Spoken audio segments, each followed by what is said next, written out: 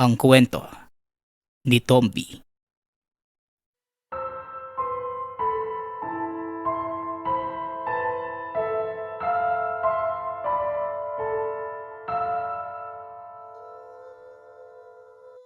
Ang kwentong ito ay hango sa totoong buhay.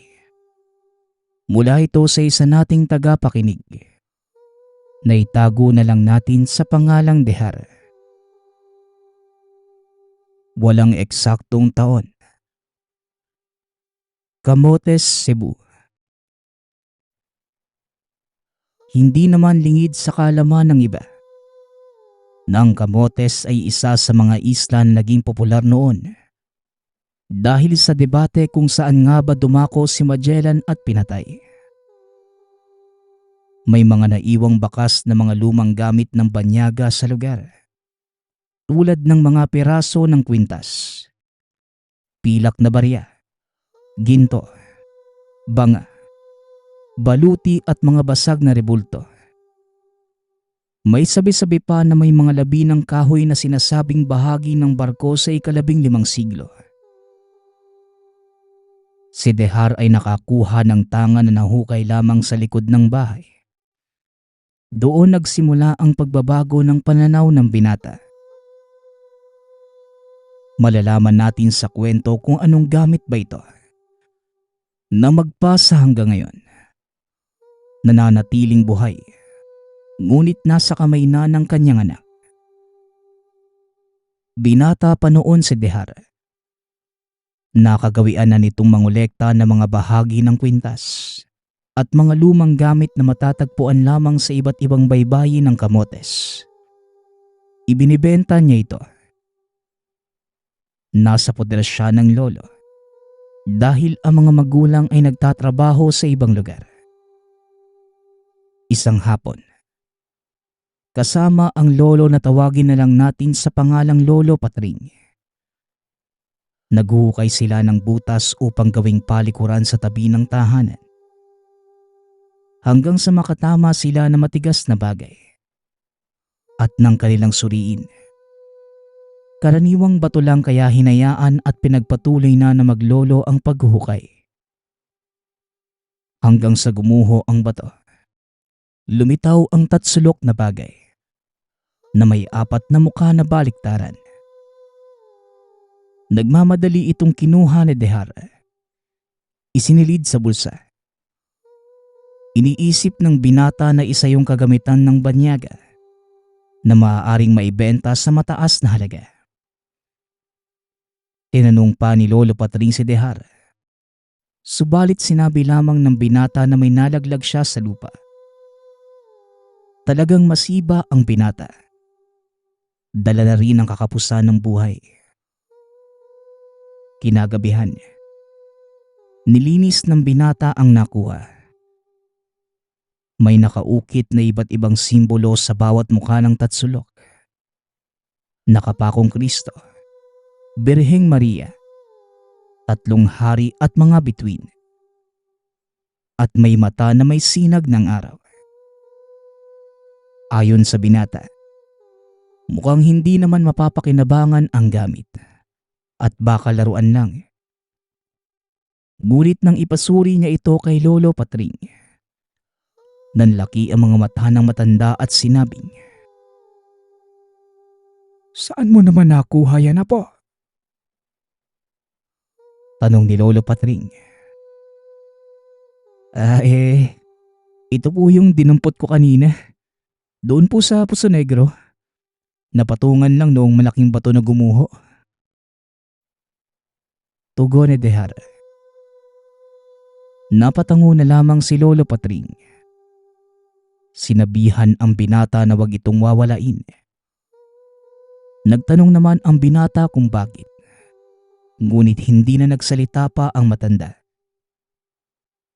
Hanggang sa lumipas ang ilang araw, napapansin ni Dehar na panay ang tingin sa kanya ni Lolo Patring. Yung titig na may kakaibang hinala. Nagtatanong din ito kung may nararamdaman bang kakaiba si Dehar sa katawan. Nagtataka naman ang binata. Hindi niya maintindihan ang sinasabi ng lolo. hanggang sa, "Alam mo Apo, nakakuha ka ng tangan. Malakas ito at maaaring maapektuhan ang mga kinikilos mo. Ang mga nakaukit. Base yan sa makalumang karunungan na ginamit noon bilang pantaboy sa masasamang espiritu o tinatawag na eksorsismo." Wika ni Lolo Patring. Ano po yung eksorsismo lo? Tanong ng binata. Ipinaliwanag naman ito ng matanda.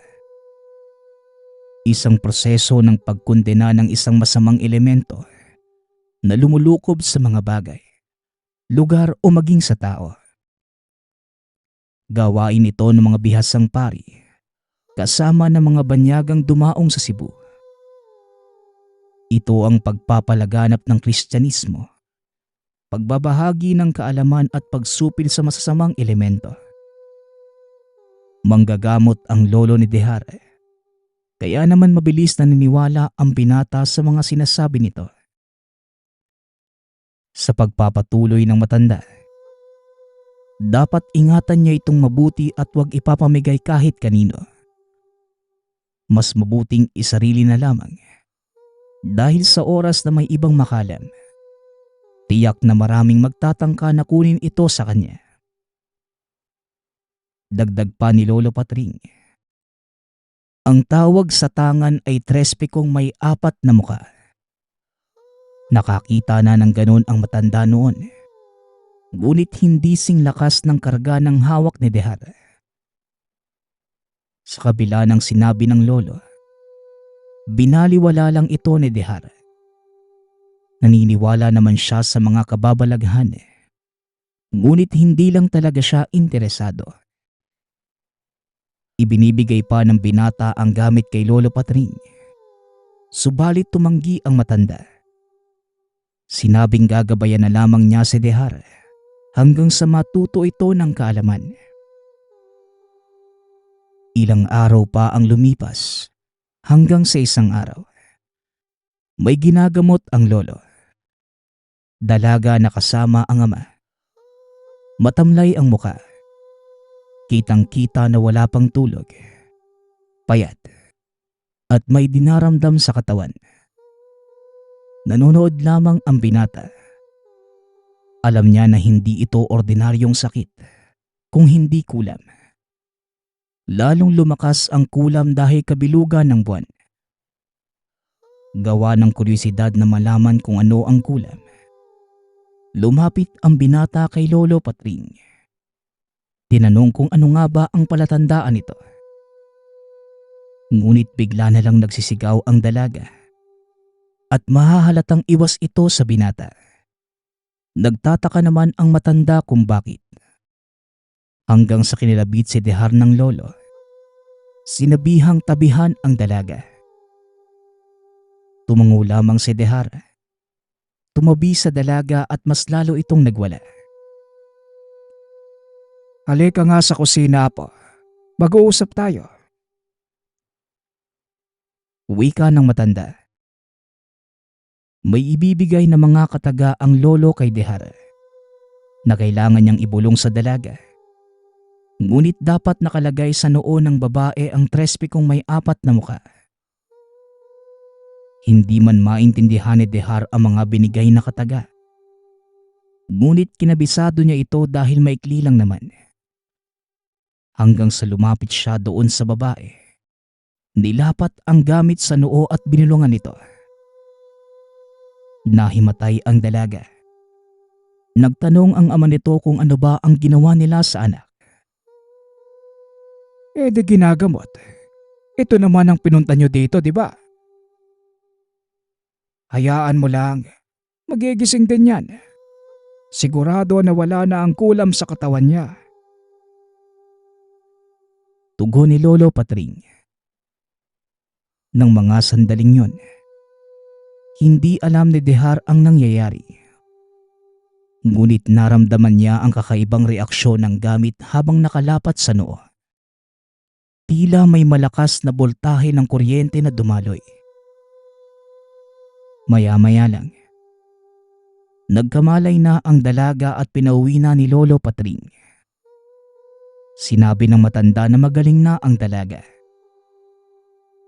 Nang kausapin muli ng matanda si Dehar, sinabi nitong gumaling na ang dalaga dahil napatay na ni Dehar ang mangkukulam. Ayon dito, nawala kagad ang kulam na dapat ay tatagal pa ng ilang araw sa normal na proseso. Pero ora mismo, nakitil kagad ni Dehar ang salarin. Hindi naniniwala ang binata. Napaka-imposible at kung tutuusin, wala naman siyang ginawa maliban na lamang sa kakaibang naramdaman. Sige, sumama ka sa akin mamaya. May papakita lang ako sa'yo. Wika ni Lolo Patring. Nagbihis lang ang matanda. Sinama siya nito sa sakayan ng bangka patawid sa kabilang isla. Napatanong pa si Dehar kung bakit. Ngunit sinabi ng matanda na malalaman niya na lamang mamaya. Hanggang sa nakatawid na sila, ilang sandali lang may tinuro si Lolo Patring. Isang bahay na may iilang tao na tila naghihinagpis. Sinabi ko naman sa'yo, napatay mo na. Kilala ko ang bayarang mangkukulam na yan. Nakikita mo ba yan? Namatayan sila ng miyembro ng pamilya. Wika ni Lolo Patring. Hindi nakapagsalita si Dehar. Hindi kaila na talagang may patay. Naririnig niya pa ang usapan ng mga taong napapadaan. Umuwi naman kagad ang dalawa at nang makarating sa tahanan, nakumpirma ni Dehar na kayang sumugpo ng gamit kahit bulong lamang. Pero paano po yun nangyari, Lo? Hindi ko po maintindihan eh. Wala ka naman pong pinapaliwanag sa akin. Wika ni Dehar. Ang orasyong binigay ko sa'yo, isang uri ng palipad hangin na pinadaan lang sa bulong. Hindi ko inaasahan na iba ang tama nito sa mangkukulam. Alam mo, Apo, kapag may kinukulam, kumakapit ito sa katawan ng biktima at konektado na silang dalawa. Kaya kapag ginagamot mo ang pasyente, mararamdaman ito ng mangkukulam. Gagawa ito ng paraan para kontrahen. Pero hindi niya napigilan ang ginawa natin. Lalo na't kasabay ang lakas ng trespe kung may 4 na muka. Tugon ni Lolo Patring. Nang mga sandaling yun, nagkaroon ng gana si Dehar na malaman kung ano pang mga bagay na nakatago sa tangan. Naging interesado ito at naisip na maaari siyang tumulong lalo na sa mga taong binabagabag na masasamang elemento. Sinabi niya kay Lolo Patring na tutulong siya sa anumang gawain, partikular sa panggagamot. Kahit sabihin pa ng matanda na hindi siya tanyag para magkaroon ng maraming pasyente. Iginiit ni Dehar na sila ang lalapit. Hindi ang pasyente ang lalapit sa kanila. Labis mang tuwa ang naramdaman ng matanda. Ngunit tumanggi ito dahil abala sila sa mga gawaing bahay. Paparating na din ang pasukan. Hindi maisisingit ng binata ang panggagamot. Tama naman ang sinabi ng lolo. Ngunit hindi nakinig si Dehar. Sinabing ipagpapatuloy niya ang gusto. Kasabay ng pangongolekta ng mga antigo, nagmamasid din siya sa mga lugar kung meron bang nagkakasakit. Ginawa ito ni Dehar, ngunit wala naman siyang nakikita. Kaya sinubukan ng binata na magtanong-tanong. Bakit? Bakit ano namang meron?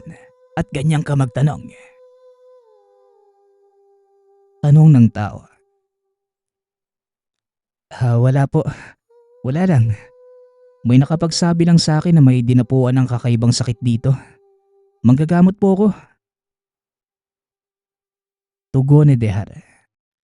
Pero napakasama ng titig ng tao. Hanggang sa muli itong nagsalita at pinapasunod ang binata. Dinala ng tao si Dehar sa isang malaking bahay sa lugar. May isang bata doon na putol na ang isang paa na tila nabubulok. Pabalik-balik na ito sa doktor. Ngunit hindi pa rin gumagaling. Sinabihan lang sila na maaga nagka-diabetes ang bata. Ngunit sa isip ng mga magulang, imposible dahil halos lahat naman ang kinakain nito. Isda at mais na kanin lamang. At ni isa sa kanilang pamilya, wala namang ganoong sakit. Sumilip sa bintana si Dehar. Nakita niya ang batang nakahiga sa katre doon sa sulok. May nagtanong naman na babae. Mukhang ito ang nanay ng bata. Manggagamot ang binatang ito. Ipatingin niyo ang bata at baka mapagaling niya. Wika ng lalaking nagturo ng tahanan. Sige. Pero ilang manggagamot na ang pinuntahan namin. Baka pareho ka din nila na wala namang nagawa. Tugon ng nanay ng bata. Hindi ko rin po alam. Pero tignan na lang natin. Maaari ko po ba siyang lapitan? Wika ni Dehar. Pinapasok ito ng tahanan.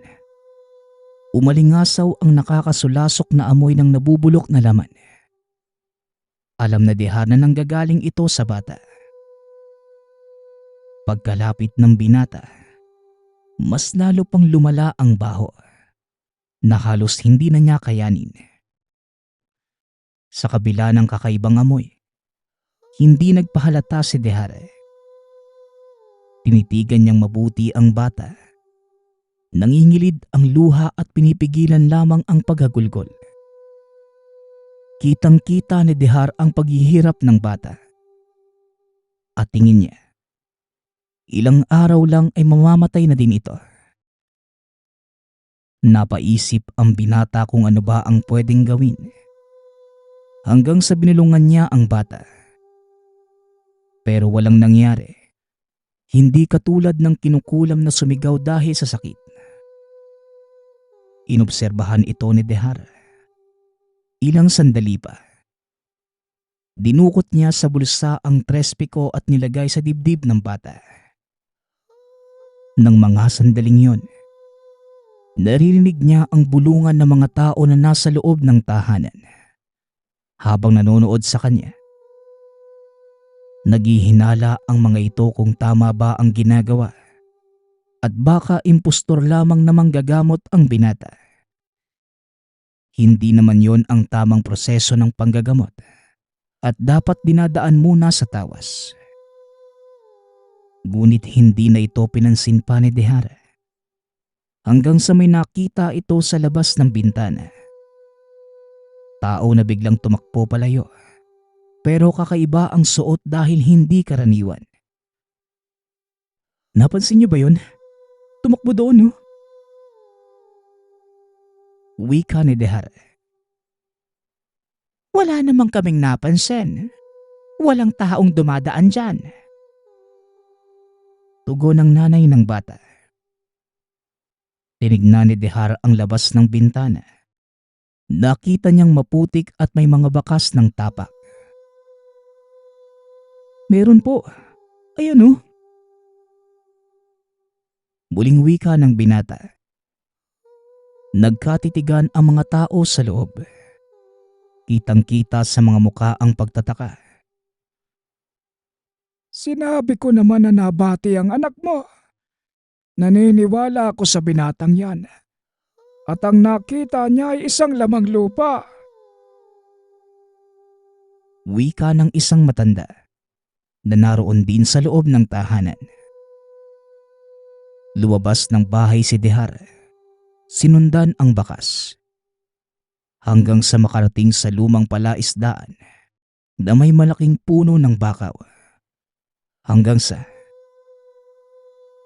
naengkanto ang bata po. Maaaring nabati at hindi kagad nagapan. Wika ni Lolo Patring na nasa likod na pala ni Dehar. Halos malaglag ang binata noon sa sobrang gulat. Tinanong niya ang lolo kung papaano ito nakarating sa lugar. Tumugon naman ang matanda na may nakapagsabi sa kanya. Gumagala ang apo at nagtatanong kung sino ang may sakit. Kaya siya napadpad sa lugar. Mag-iingat ka sa ginagawa mo, apo. Delikado yan. At baka mapagkamalang ka pang mangkukulam. Nataranta ako kaya nagmamadali akong pumunta dito. Naengkanto ang bata. Kawawa naman. Pwede mong patayin ang engkanto kapag nang laban. Wika ni Lolo Patring. Papaano po, Lolo? Anong gagawin ko? Tanong ni Dehar. Simple lang. Kakausapin natin na pagalingin ng bata. Pero kapag hindi niya yung ginawa, orasyon lang ang katapat basta hawak mo ang trespe kung may 4 na muka. Tugon ni Lolo Patring. Nakakausap po ba ang mga engkanto, Lo? Sa paanong paraan po? Muling tanong ng binata. Ako na ang gagawa. Simple lang naman. Ipaparating lang natin ang hiling kahit walang tugon. Tugon ni Lolo Patring. Bumalik sila ng tahanan. Ipinaalam sa pamilya ng bata ang nangyayari. Pinayuhan nila ang ibang tao sa tahanan. Lumabas muna ang mga ito. Sumunod naman ang mga tao at maya-maya lang. Hinila nila ang katre sa gitna ng sala at nakita ni Dehar na nagpaikot-ikot si Lolo Patring sa paligid ng katre. Kinakausap ang sarili ngunit hindi naman maintindihan ni Dehar. Hanggang sa teka. Aday, halika nga at kakausapin lang kita. Wika ni Lolo Patring sa nanay ng bata habang nakasilip sa bintana. Sinabihan ito ni Lolo Patring na mag-alay ng 2 manok sa bakaw. Ang isa ay puting manok o ugis, habang ang isa naman itim o buyugon. Kailangan nilang isaboy ang dugo nito sa paligid ng nasabing puno. Bakit kailangan po na 2 klase ng kulay, Lo? Tanong ni Dehar. Hindi natin alam kung anong gusto ng engkanto. Kaya mas mabuting 2 kagad nang may mapagpilian siya. Tugon ni Lolo Patring. Nagpaalam na ang lolo na aalis na sila at babalik kinabukasan. Kakamustahin ang kalagayan ng bata kung talaga bang nilubayan na ito ng engkanto. Ngunit kinagabihan, bumisita ang tatay ng bata at sinabing nagwawala ang anak at may bumabato sa tahanan. Tinawag ng lolo si Dehar. Sinabing pupuntahan nila ang bata. Matigas ang engkanto at hindi nakikipagsundo. Pagkarating sa lugar, nagkalat ang maliliit na bato at mga talsik ng putik sa labas ng tahanan. Sinabi ni Lolo Patring na pupuntahan nila ang puno. Nagmamadaling pumunta ang 2. Ganun na lamang ang pagkagulat ni Dehar nang makakita ng tao. Nasa harap ito ng puno at kakaiba ang kasuotan. Nakakatakot ang mata. Kulay dilaw at nanilisik pa ang mga ito. Gamitin mo ang trespe ko at banggitin ang mga katagang ibibigay ko sa iyo. Huwag kang magkakamali, apo. Dahil pag nangyari yon, talo ka na. Wika ni Lolo Patring. Dalawang kombinasyon ang binigay ng matanda na kagad sinambit ni Dehar. Nakatutok ang kamay sa engkanto habang hawak ang gamit. Maniwala man kayo sa hindi, nag-alugan ang mga dahon at sanga ng mga punong nakapaligid. Kitang-kita ni Dehar ang pagwawala ng nilalang. Tila susunggab pero hindi naman makalapit. Tinitiis lang ni Dehar ang nangyayari at maluwaluha pa ang mga mata. Hanggang sa may sumabog sa paligid. Malakas na hangin ang sumampal sa mukha ng binata at kamuntikan pa siyang matumba. Napakatigas kasi ng ulo. Akala siguro walang makakatapat na normal na tao. Wala na siya po. Kung hindi umalis, napulbo na ang kaluluwa sa ginawa mo. Wika ni Lolo Patring, sabay kalabit kay Dehar. Bumalik na ang mga ito sa bahay. Maniwala man kayo sa hindi, saksing buhay si Dehar sa mga nangyari. Maging ang paggaling ng sugat sa isang paa ng bata. Natuyo na ito at tuluyang gumaling. Bagaman putol na ang isa, pero naisalba pa naman ang buhay ng bata.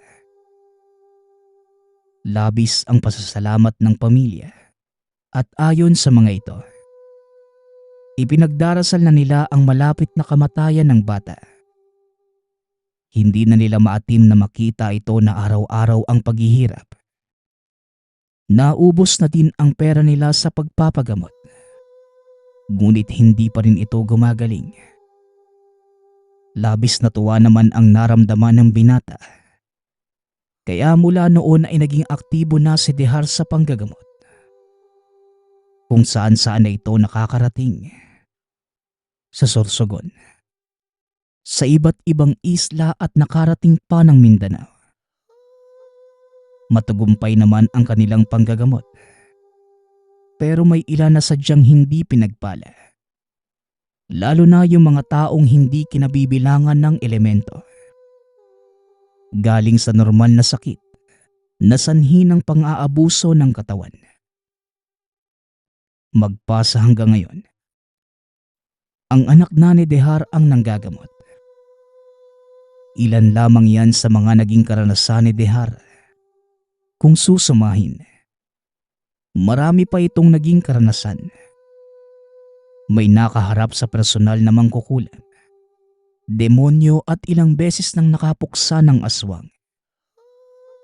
Lahat ng ito ay dahil lamang sa banal na gamit na kung tawaging Trespiko na may 4 na muka.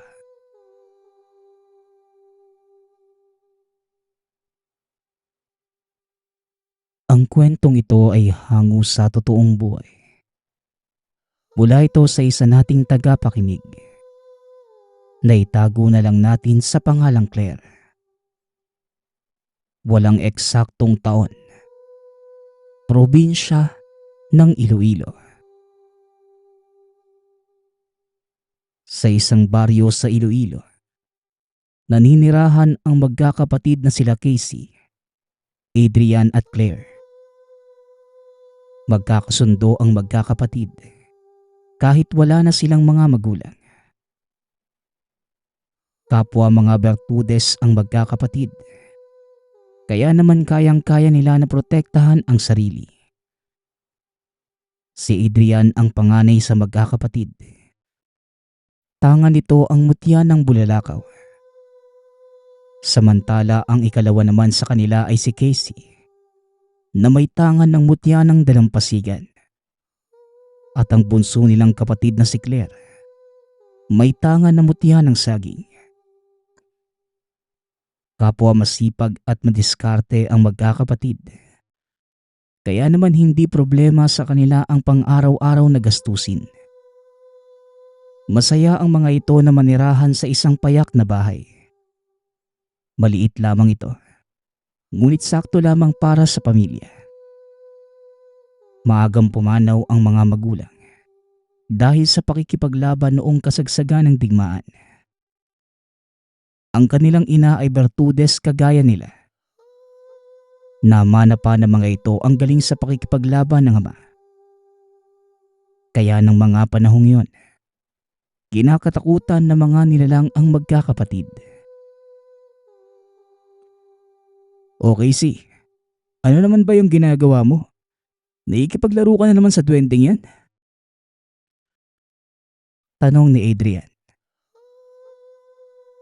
Kuya, wala naman akong ginagawang masama eh. Tsaka mabait naman ang duwending to. Takot lang nito sa akin kapag nagloko.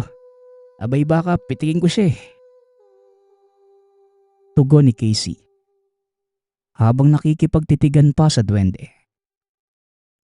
Kaagad namang sumingit sa usapan ang bunsong si Claire.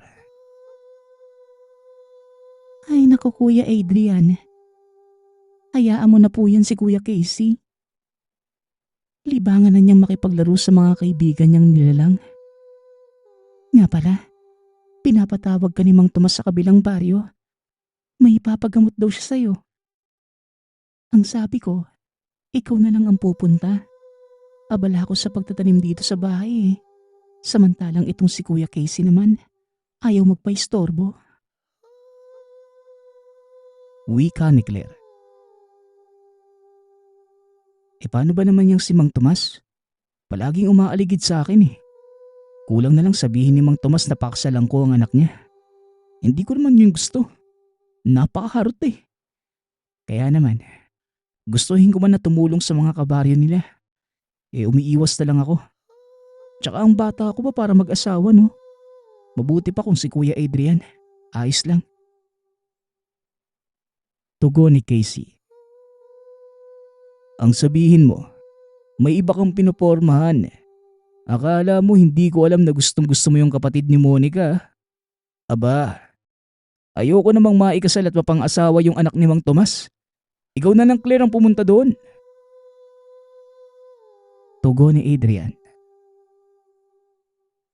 Aba, parehos niyong iniiwasan yung anak ni Mang Tomas ha? Ano bang mali sa anak niya? Maganda naman yun ha. At palagi pang nakaayos. Tanong ni Claire. Nagtawa na naman ang mga kuya sa sinabi nito. Anong maganda? Mukha ngang espasol yun. Akala mong inudgod sa harina dahil sa puti ng muka. Wika ni Casey. Natawa na lamang si Claire sa sinabi ng kuya. Dahil sa totoo lang, tama naman ang sinabi ng mga ito tungkol sa anak ni Mang Tomas. Sige na nga, ako na lang ang pupunta. Naaawa ko sa inyo eh. Nakakatawa pa ang mga itsura nyo. Mukha kayong nasusukay eh. Naaalala nyo palang yung itsura ng babae. Wika ni Claire. Kagad itong tumayo at nagbihis. Matapos yon, nagpaalam na ito sa mga kuya. Dali-daling pumunta sa tahanan ni Mang Tomas. Pagkarating sa baryo, kaagad namang napansin ni Claire ang pasyente ng matanda. Isang babae. Sugat-sugat ang katawan at patpatin. O Claire, nandiyan ka na pala. Kanina pa kita inaantay. Akala ko ba ang Kuya Casey mo ang pupunta dito? Tanong ni Mang Tomas.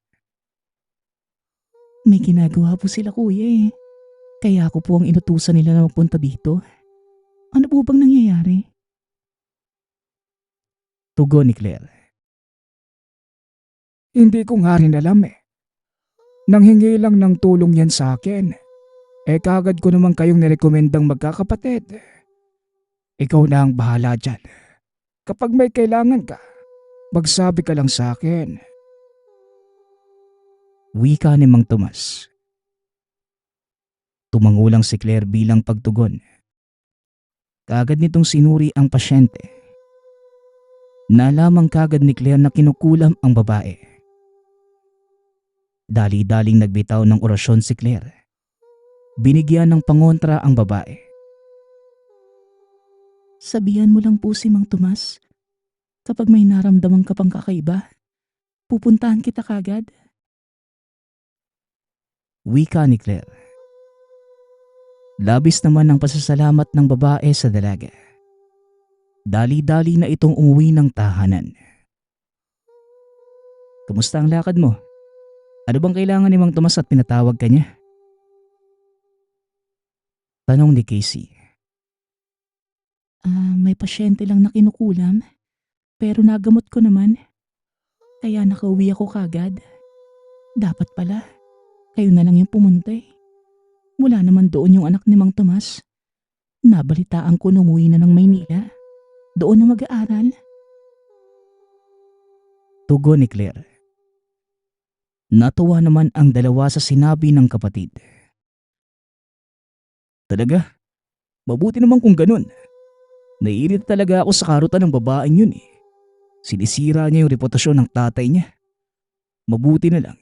Hindi ka ganun, Claire. Kundi yari ka talaga sa amin eh. Wika ni Adrian. Napangiti naman ang dalaga at pumasok ng silid. Nagpatuloy sa pagtulong sa kapwa ang magkakapatid. Mabilis nilang nareresolba ang mga suliranin at sakit na nilalapit sa kanila.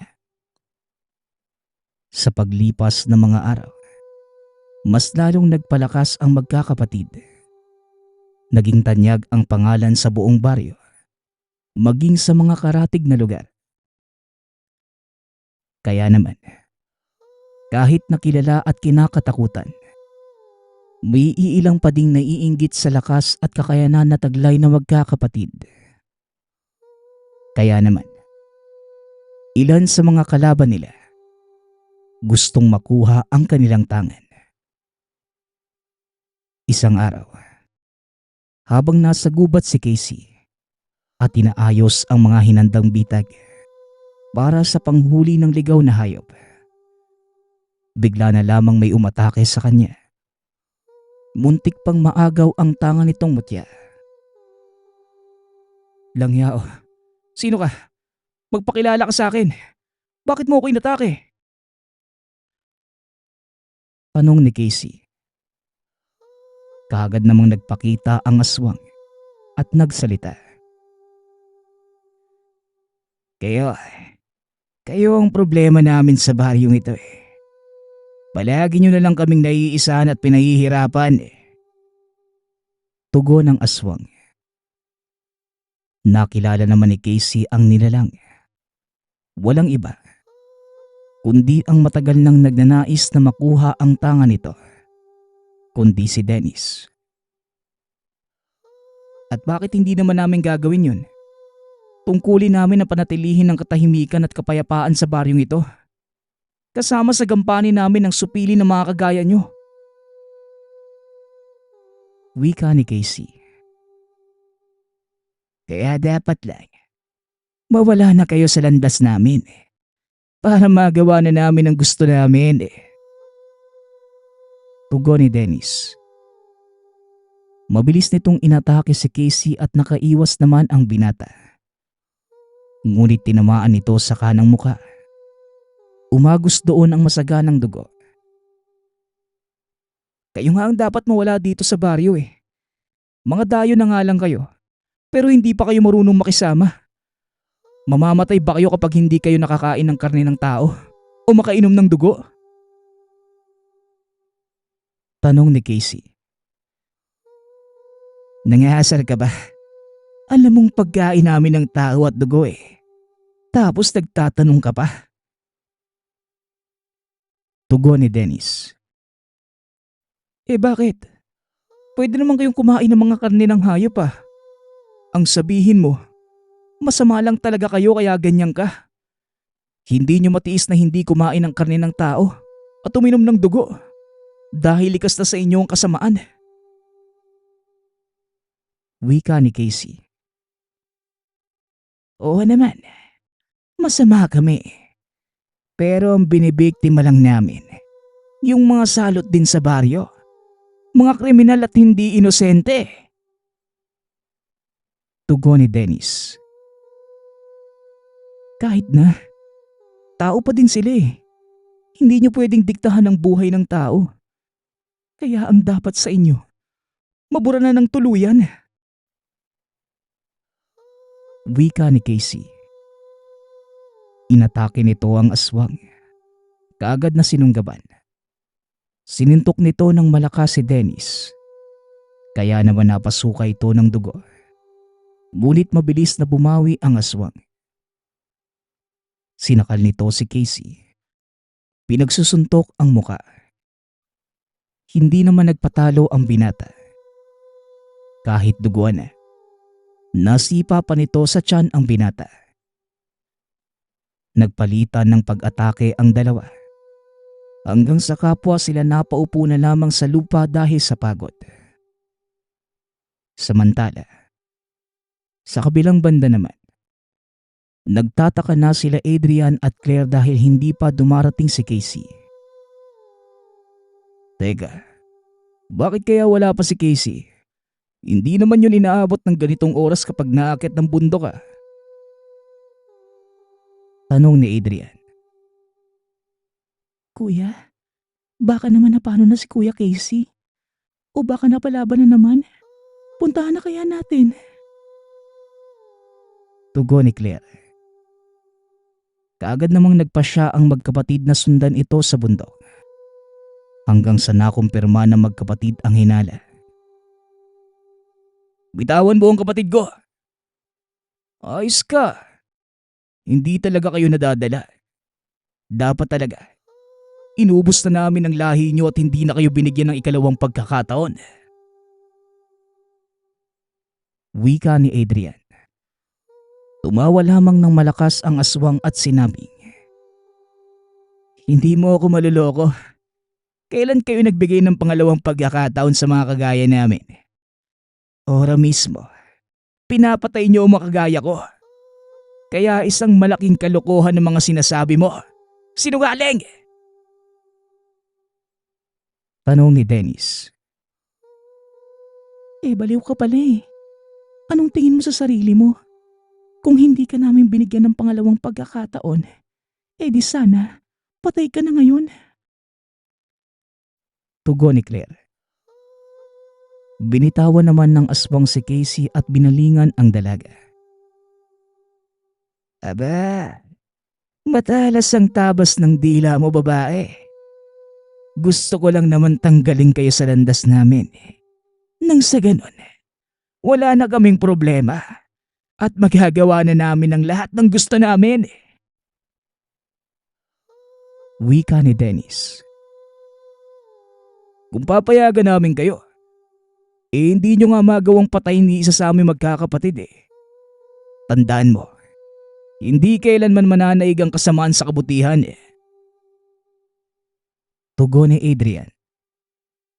Kaagad na sinuntok ni Adrian ang aswang sa tiyan. Sinipa naman ito ni Claire at nanlaki ang mga mata ng aswang. Dahil sa lakas ng dalaga.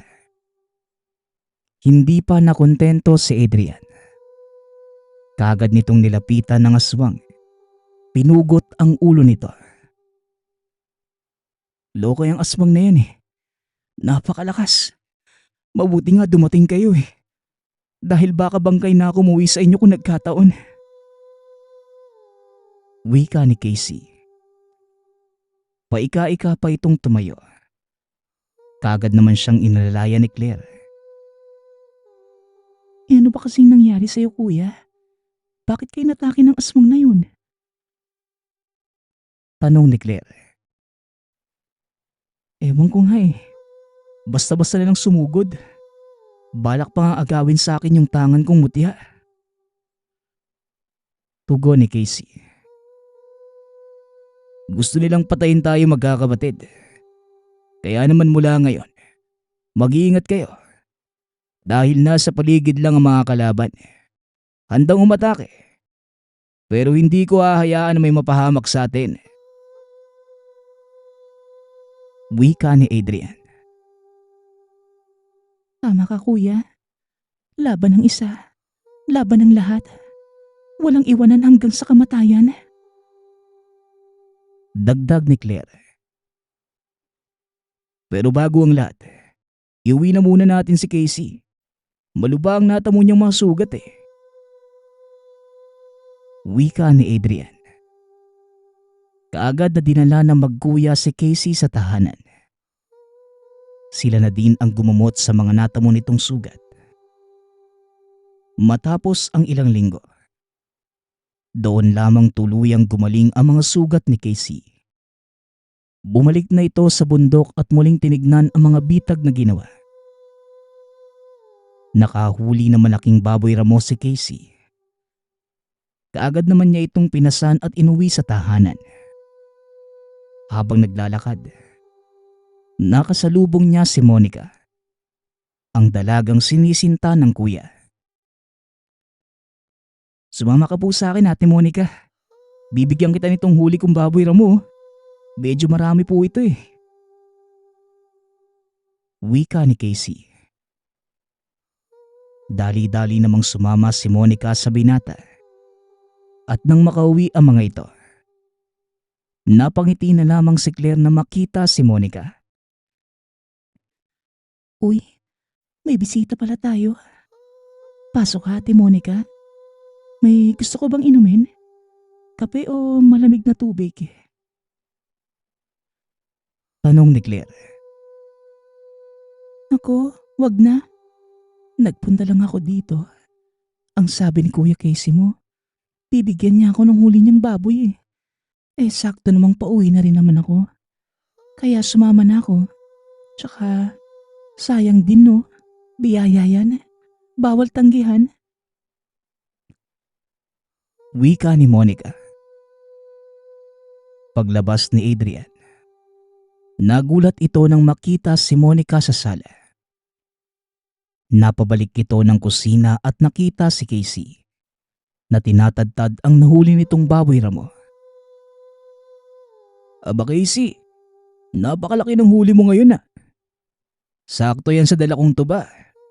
Paresa natin ang inihaw na baboy ramo. Nga pala, anong ginagawa ni Monica dito sa bahay? May papagamot ba siya? Tanong ni Adrian. Wala kuya, niyaya ko lang. Nakasalubong ko kanina habang pauwi. Ang sabi ko, bibigyan ko siya ng huli kong baboy ramo. Tsaka alam ko naman na may gusto ko kay Ate Monica eh. Kaya niyaya ko dito sa bahay para makita mo. Tugon ni Casey. Tinulungan naman ni Adrian ang kapatid sa pagkatay ng baboy ramo. At nang matapos, ito na ang nagbigay kay Monica dahil nagpalit na ng damit si Casey. Bahagya pang nahiya si Adrian nang iabot ang ulam sa dalaga. Pagkaalis ni Monica, hinatid pa ito ng tanaw ni Adrian. Hindi man lamang niya namalayan ang paglapit ng bunso. Ay susi kuya, kulang sa diskarte. Kung ako yan, tatanungin ko kagad si Ate Monica. Mahina itong pambato natin. Mukhang torpe. Pangasar ni Claire. Ano naman kayong dalawa? Nagkampihan pa talaga kayo para sa rin ako. Hayaan nyo, gagawa ako ng paraan para mapansin ako ni Monica. Wika ni Adrian. Matapang nga sa pakikipaglaban. Baluktot naman kapag nandyan ang taong mahal niya. Yan ang kuya namin.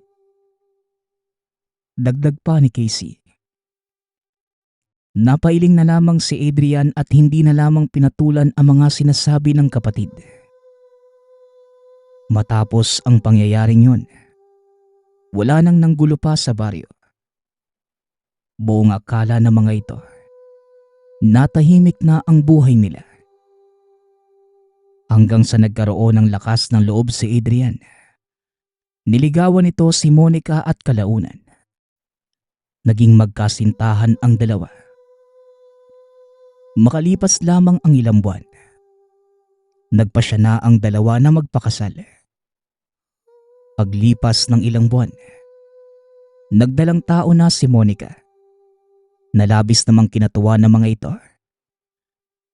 Ngunit dahil may sarili ng pamilya, kinakailangan ni Adrian na maghanap buhay sa bayan kasama ang kapatid na si Casey. Isang araw habang naglalakad pauwi ng tahanan, napansin ni Casey na tila may sumusunod sa kanya. Kaagad niyang inalam kung sino ito, ngunit wala naman siyang nakita. Kaya nagpatuloy lamang ito sa paglalakad hanggang sa nakauwi ito sa bahay. Nang araw na yon, hindi pumasok sa trabaho si Adrian. Nananakit ang tiyan ng asawa nito. Dumaan pa si Casey sa bahay nila Monica upang ihatid ang sahod ng kuya. Ngunit mula ng araw na yon, tuwing sasapit ang gabi, bigla na lamang sumasakit ang tiyan ni Monica. Nag-aalala na ang asawa nito.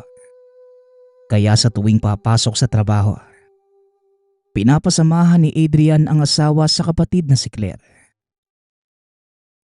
Hanggang sa isang gabi, nakatanggap ng tawag si Adrian mula kay Claire. Umiiyak ito nang sagutin ang tawag. Kuya, si Ate Monica nasa ospital. Delikado ang kalagayan nila. Hindi ko alam kung ano nangyari. Pagdating ko na lang sa bahay niyo, nakabulagta na siya at duguan. Pakiusap kuya, pumunta na po kayo dito ngayon. Dahil hindi ko na po alam ang gagawin eh. Wika ni Claire. Kaagad na binalot ng kaba ang puso ni Adrian dahil sa nabalitaan. Kaya dali-dali silang pumunta ng ospital ni Casey. Pagkarating sa lugar, nakita nila na umiiyak at nakayuko si Claire. Kaagad nitong nilapitan ni Adrian at nagtanong, "Bunso, kamusta ang asawa at anak ko? Ayos lang ba sila? Malayo na ba sila sa kapahamakan?" Bungad na tanong ni Adrian sa kapatid. Nanginginig namang niyakap ni Claire ang kuya. Napahagulgol na lamang. Kaagad na sinabi ni Claire na wala na si Monica, maging ang bata sa sinapupunan nito. Hindi pa man natatapos ni Claire ang sasabihin, napaluhod na lamang si Adrian sa lupa. Pasensya ka na kuya. Nahuli ako ng dating sa bahay niyo eh. Biglaan lang pero sigurado akong aswang ang gumawa nito sa kanila. Nag-iwan pa nga sila ng banta eh. Wika ni Claire. Sabay abot sa maliit na sobre kay Adrian. Binasayo ng binata at napasigaw ito sa sobrang galit. "Mga walang hiya sila. Pagbabayaran nila ang ginawa nila sa akin. Pati asawa at anak ko dinamay nila. Uubusin ko ang lahi nila. Pangako yan." Wika ni Adrian. Nasuntok pa nito ang pader sa harapan. Kaagad namang inawat nila Casey ang kuya. "Kuya, huwag kang mag-alala. Kasama mo kami sa laban na to. Hindi namin hahayaan na hindi mabigyan ng katarungan ng ginawa nila kay Ate Monica, pati sa magiging pamangkin ko." Wika ni Casey. Sasama po ko sa inyo. Ipaghihiganti ko rin sila Ate Monica at pamangkin ko. Pagdudusahin ko sila. Katulad ng ginawa nila kay Ate Monica. Dagdag ni Claire. Tinapos muna ng magkakapatid ang libing ni Monica at ng anak. Nang mailibing ang mga ito, kaagad nagplano ang magkakapatid laban sa mga aswang na pumaslang sa asawa ni Adrian. Galit na galit ito. Nawala sa kanya ang pinakamamahal na asawa, maging ang magiging anak. Nag-usad si Claire ng orasyon. Unti-unti nitong nakikita ang bakas ng aswang na galing sa tahanan ng kuya. Dali-dali nila itong pinuntahan. Dito nila nakilala si Kaloy. ang pinuno ng mga aswang na kuya din ni Dennis. Matapos makapagpakilala ng pinuno, biglang nagsalita si Adrian. Sinong walang hiya sa inyo ang pumatay sa mag-ina ko? Pagpakilala kayo sa akin! Wika ni Adrian. Sabay lapit sa kanya ng pinuno ng mga aswang.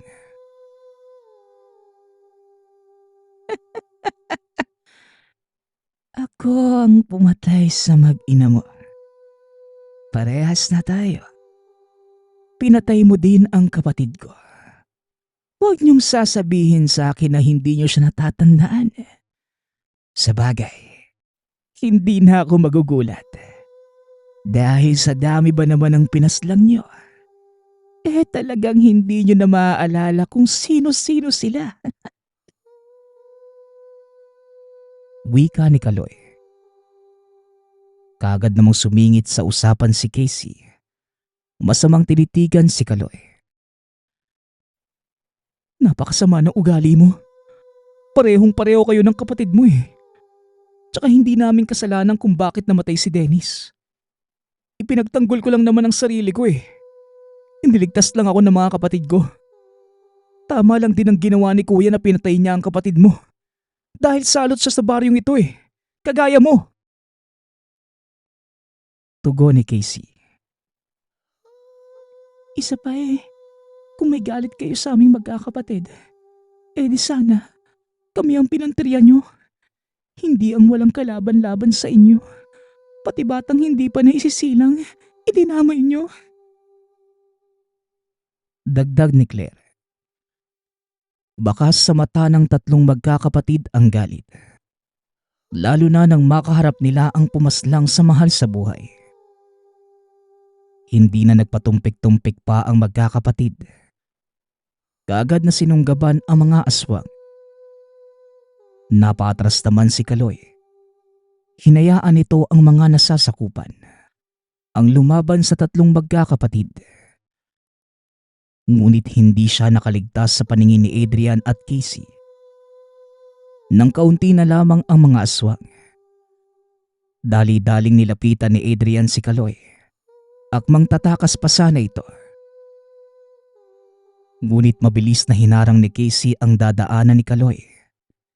Hinawakan naman ni Adrian ang aswang. Akala ko ba matapang ka? Bakit tumatakas ka ngayon? Kaparehas mo rin si Dennis. Parehas kayong matabilang dila. Pero napakatuwag naman.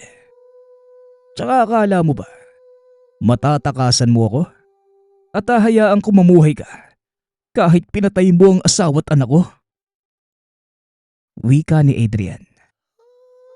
Sinuntok nito ng 2 beses ang aswang hanggang sa bumulagta ito sa lupa. Kaagad namang sinipa ni Casey si Kaloy. Napasuka ito ng dugo. Hindi pa man nakakabawi ang aswang. Binuhat ito ni Adrian at hinagis sa malaking puno. Napayuko na lamang ang aswang. Tatapusin na sana nila ang buhay nito. Ngunit lingid sa kaalaman ng magkapatid, nag-uusal lang pala ito ng itim na orasyon. Ilang sandali pa, bigla na lamang napaupo si Casey. Napasuka ng kung ano-anong insekto. Patalikod ka rin pala kung tumira. Kagaya ka ni Dennis eh. Pero hindi mo ako mapapaslang ng dahil lang sa mga sumpa mo. Naranasan ko na ang lahat ng yan. At nalagpasan ko na din. Wika ni Casey. Ang dami niyong sinasabi. Patayin niyo na lang ako. Dahil yun naman ang gusto ninyo, di ba? Pero huwag kayong mag-alala. Dahil hindi matatahimik ang buhay niyo. Isusumpa ko kayong magkakapatid. Tugon ni Kaloy. Kaagad namang sumingit si Claire sa usapan ng mga ito. Aba, baka matakot kami sa sumpa mo. Kilala kami magkakapatid na walang kinakatakutan.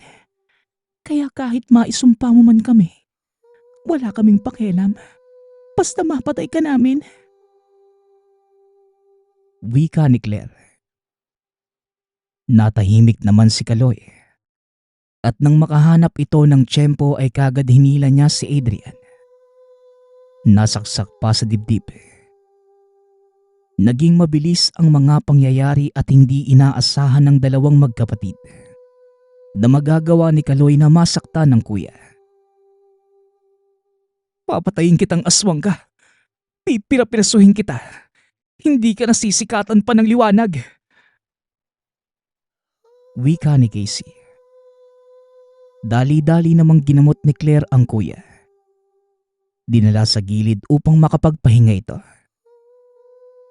Samantalang si Casey naman, kaagad na kinalaban si Kaloy. Hindi na nagawa pang tulungan ni Claire ang kuya.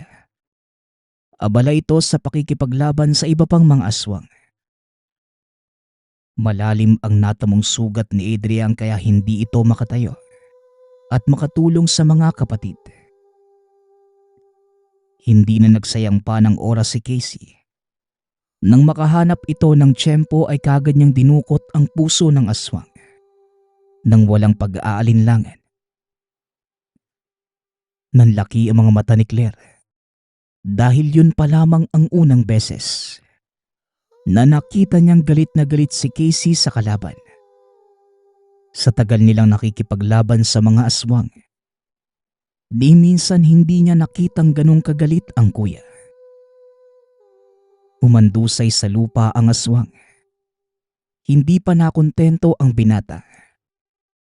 Pinutol nito ang braso, kamay, paa at binti ng aswang. Maging ang ulo ni Kaloy ay pinugot din. Nag-atrasan ang mga kasamahan ng aswang. Hindi nila sukat akalain na matatalo ang pinuno. Lalo pat ito ang pinakamalakas sa kanilang lahat. Tatakas pa sana ang mga ito. Ngunit kagad namang kumilos si Casey. Maging si Claire upang patayin ang lahat ng lahi ng mga aswang. Sa isang iglap, naubos ang mga kalaban na parang bula. Napangiti si Claire dahil nanalo sila sa labanan. Niyakap pa nito ang kuya.